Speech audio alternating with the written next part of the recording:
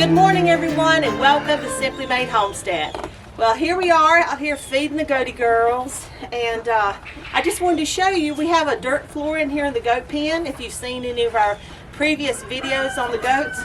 And I've added shavings all over the pen.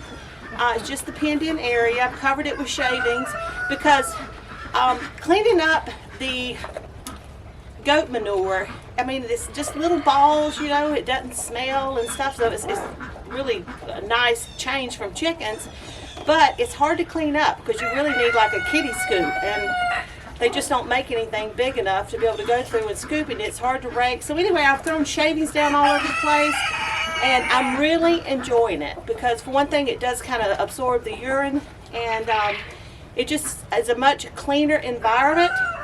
So far so good. Just wanted to give you that little tip because I am really enjoying it, and I feel like once I do have to rake it up into compost, things will kind of stick together, and it'll be a lot easier to work with. All right, so let's move on to the garden. Now, before we get to the garden, I want to stop off here real quick and show you our roselle. Now, we planted 4 plants, and you see the picture pretty much gets it. This one plant is huge, and honestly, it hasn't gotten as much water as it should have. I did feed it occasionally, so it didn't get the amount of water or feed it needed. But you can see it is, you see these little pods here? It has, I will bring you in close and show you. Like right here, you can see the bloom. And from what I understand, I haven't picked one yet because they just started blooming a few days ago. But once they bloom, the blooms will die and they'll fall off. And then this thing, this little red thing here, when it's about 1 inch wide, they said once the dead bloom falls off in about 17 days, you pick it. And then we're going to make, I love hibiscus tea. I just love it. So we're going to make some of that, and I'd love to dry some. We may try out a little wine. I don't know. We'll have to see how many we get and how much it takes to make wine. But we're definitely going to make a whole lot of tea. So anyway, I just wanted to show you that because I just think it's so pretty. Look at that. It is part of the hibiscus family, which okra is also in the hibiscus family, and they are notorious for attracting nematodes. So there's the negative, but they are a beautiful plant. Here we are in the garden, and before I turn you around and show you what we've got going on, I don't know if you've seen our video on our fall planting plan. Well, I had really high hopes of just a lot of big and glorious things, and anyway, I got sick one month. Next month I threw my back out, so that's why we haven't been around quite as much as normal. Usually I don't have things like that happen to me, but you know what, it is what it is. I am really good now, feeling just like my old self, and our seedlings grew, some died, some got really leggy before I got them in the ground. Some things I just planted the other day that I should have planted, you know, 2 or 3 weeks ago, but we're doing the best we can do. And I do want to show you our tomatoes and our peppers. Check this out. This is our tomato and pepper patch, and when I seeded my peppers, I did label everything, and everything was, you know, nice and organized, and I wanted to put the slight kinds all together.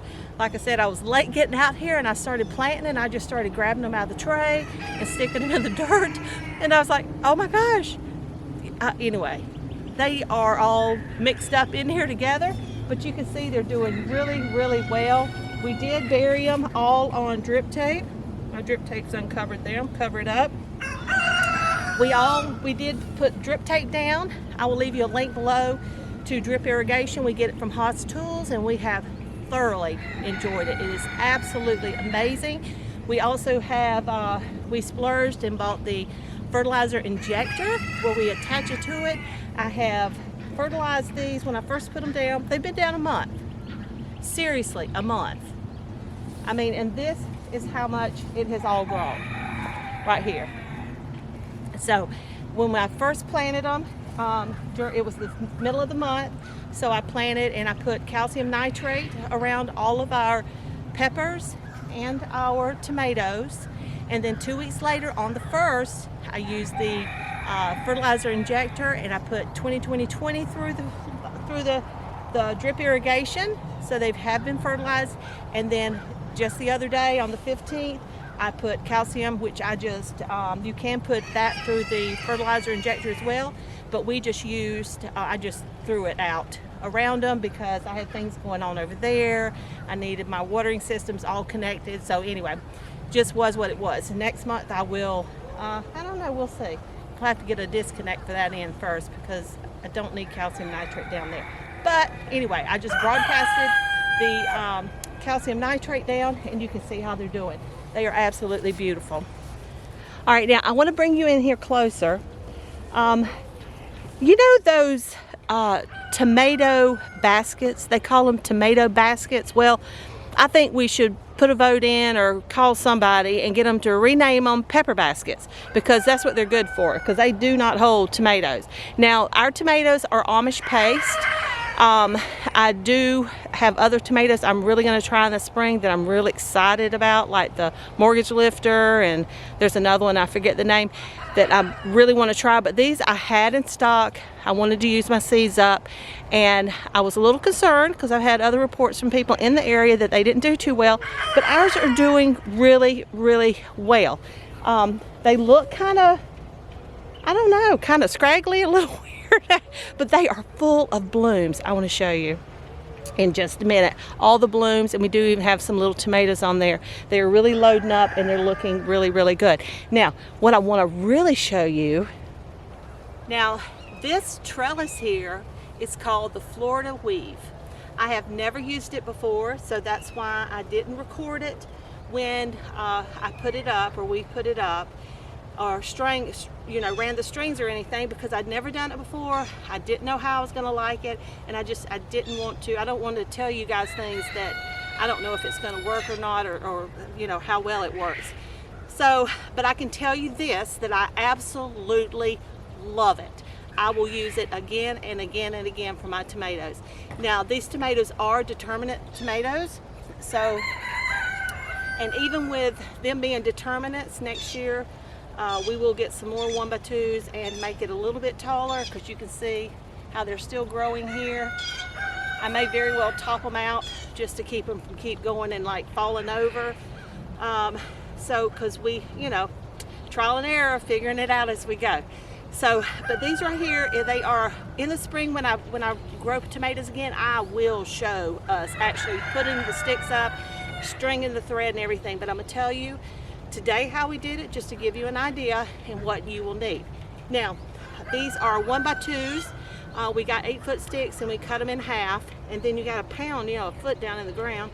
So we really lost a lot. So I do want to get longer sticks next year. I would like for it to be at least 4 feet out of the ground. Maybe 5 would be even nicer. And another thing, we pounded them down like this. And I think I would rather turn them the other way, let the 2-inch be in the front, and that way the strings would be closer together, which honestly is working fine like this. I was thinking, it may give it a little more stability, but I mean, you see how everything is holding up really well. And these things are growing so fast. I come out here almost daily and just kind of run them through the strings and just to make sure that everything is being supported and doing well. Now this string, I do know that, now we went to Lowe's and just bought us a little spool of string because first time doing it, right? So, and I'm trying to hold the string because it's all about keeping the string tight. It was a little bit of a pain. I was trying to keep it tight. It was easier the higher up I got. But I did use a pipe so I could reach down bottom and be able to twirl it around the sticks here. But Haas Tools does have a big box of string that you can actually clip on your belt, and it'll just come out, and that way you have your hand free to be able to keep some tension on the string. And we will be doing that next year. So, but what you do, you start on one end and you spin it around there 3 or 4 times, get it on there really good, tie it up, and then you'll just, like whatever side you come around on that stick, then you go around the other side on the stick here, and then you will just spin it around the stick a couple of times just to hold it tight, and then you'll go around and you just weave it on either side of the pole. When you get to the end down there, you'll just come around and then you'll go the opposite way, back and forth. And with each stick, you spin your string to give it that tautness, and so it gives you a lot more stability that way. And that's it. And as it grew, I mean, these things grew so fast. And as they grew, I just came out here and added another line, and another line. So, and pretty much after I added one line, in no time, it was time to add another one. So you could go ahead and add them all at one time, I suppose. But anyway, I highly, highly, highly recommend this. It is amazing. And I will leave you a link below for that string, so you can check it out and see what you think. All right, I want to bring you in close and show you all these blooms and lovely tomatoes that we have. And I see Miss Lily. Hey, Miss Lily. Our daily visitor, Miss Lily. Good morning, Miss Lily. Good morning. All right, now you can see here, see all the blooms and the little tomatoes. Make sure it gives it a chance to focus. I mean, this is just on one plant. And they've been planted in the ground a month. Look at all these baby tomatoes coming up there. I am so excited about that. I can't hardly stand it.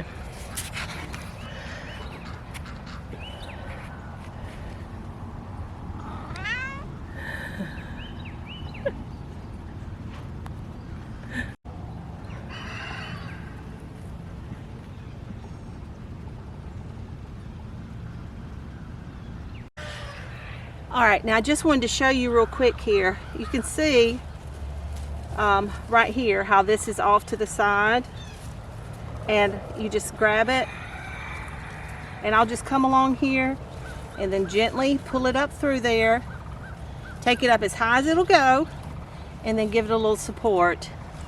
One other thing that I am testing on my tomatoes is, you know, I was always taught you gotta keep the suckers off, and I think in the heat of the summer when the humidity is really bad, I think that may be a really good idea down here in Central Florida. But I've heard other farmers who, you know, are very successful farmers that don't pull the suckers. They just let them go. So I have one row that I'm keeping all the suckers off of, and this middle row is kind of pulled some, kind of hadn't, and then this row I have just let them go.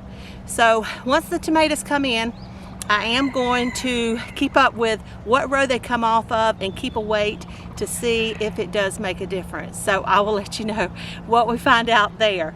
And and usually I keep like nothing touching the ground. So I have kind of trimmed it up a little bit on the ground. I'm just kind of watching it, seeing how it goes, and not stressing about it too much, you know, just kind of take care of it. Now I am spraying on a regular basis. I use BT every 2 weeks, and if I see anything before that 2 weeks is up, I come on out here and spray anyway, because it is an organic spray, and you know, we can do it weekly.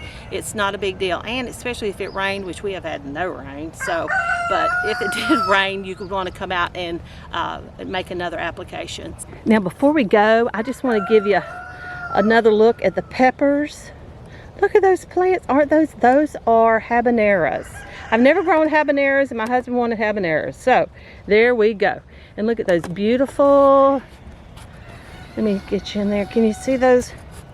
I love anything purple. Aren't those pretty little jalapenos? And look there. That's a nice size little jalapeno. We're gonna be picking pretty soon here. That's exciting. All right, now, any of you out there who are interested in quail or would like to get started raising your own quail, we are NPIP certified, and we do sell hatching eggs. They are Coturnix quail.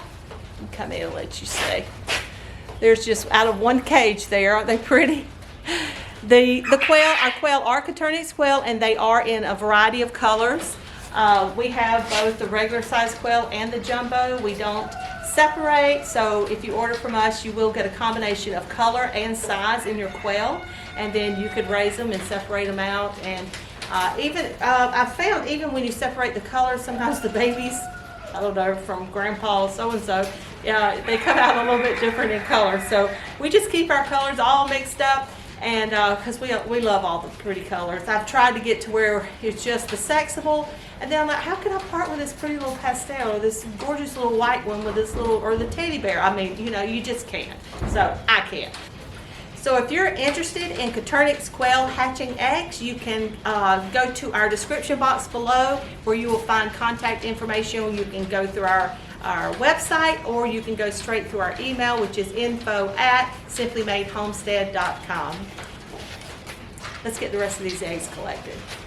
If you haven't checked out our website yet, head on over there. It's simplymadehomestead.com, where you can find made from scratch recipes, and we have a page full of recommendations of the farm supplies that we use here on our homestead, from your goat care, chicken care, quail care, stuff in the garden, in the kitchen. It's all there. So if you need any help or looking for something to do, check it out.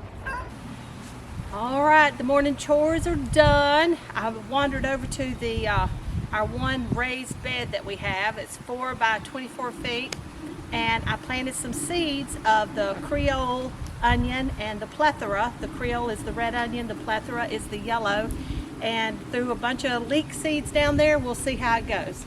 I've never grown onions before. I planted them in trays and they died when I was sick, and so anyway, or hurt or whatever. And so they died regardless. So I thought, you know, I'm just going to throw the seeds out there and we'll see what happened. I watered it down really well, and so we're going to see, we're going to hope for the best, and I'm hopeful. I think we're going to be okay. So we just have to keep it nice and moist so those shells can stay soft and germinate, and bring forth some lovely things for the winter this year. All right, now for you quail lovers out there, look at this. Let's see, can you see it? I've got sun in my eyes, I can't see. Check that out. Get away, doggies. I got a kitty cat loving the camera down there. All right, you see those guys? Our quail, our young little quail, our young girls that'll be 7 weeks old tomorrow, laid these 3 eggs. Now, we've got about 10 girls in there, 10, 11, and I found 3 eggs this morning. So I am like super, super excited. I was not expecting them yet. I just can't recommend quail enough. So if you are interested in raising your own quail, we do have a playlist for raising quail, so be sure and check that out. Now, as you can see here, I have my breakfast. Yeah, I love to come out and just hang out and have a big glass of orange juice is what I usually have, but I have this milk bread that I made, and the only thing different is that there is milk instead of water, and it just gives a little richer flavor that I love, and which I toasted a little bit more than what I like, but that's okay because it is smothered with jalapeno jelly that we made from jalapenos from our garden, and I'm excited. So anyway guys, if you've enjoyed this video, give us a big old thumbs up. We really would appreciate it. And if you ever have any questions or comments, please be sure and leave them in the comment section below. So anyway guys, until next time, take care and God bless. I'm gonna have breakfast.